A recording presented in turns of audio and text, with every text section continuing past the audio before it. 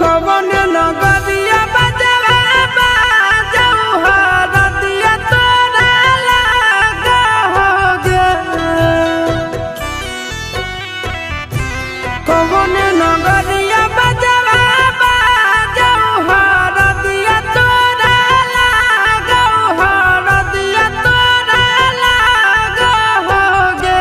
जानूगे सुनी के कर जा हमर फाटो दरदिया कोई नहीं बाटो होगे। जानूगे सुनी के करे जा हमर फाटो दरदिया कोई नहीं बाटो होगे। पूर्व नगरिया बजवा बाजऊ हरदिया हमारा लागो हरदिया हमारा लागो रे।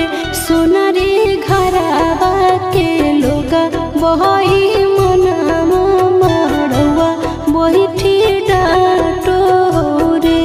सोनारी घरवा के लोग बहई मनामा मड़वा बैठी डाटो रे।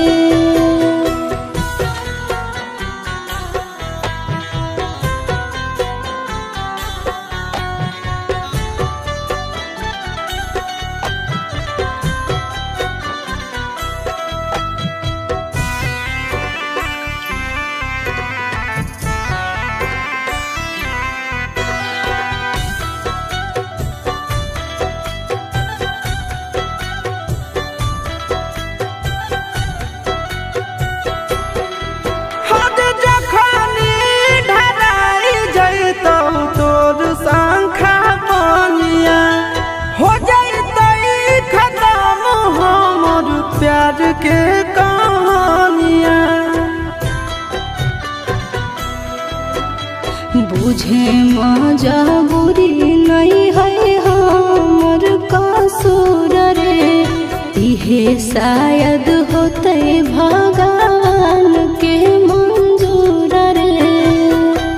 काठ के करे जावा बनाइले नी दया नहीं आवोगे।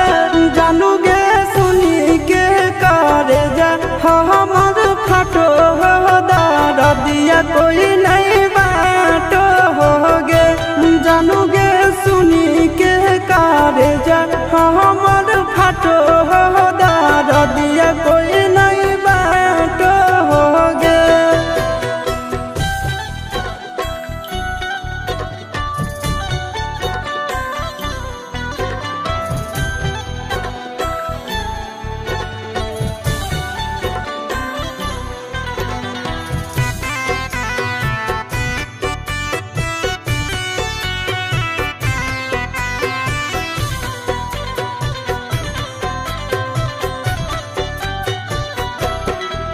आगे तोरे नाम धड़को है दिल के धड़कनवा।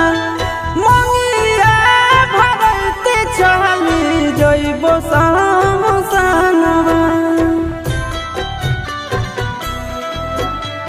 के कर दिए तो सही है किस्मत के खेला।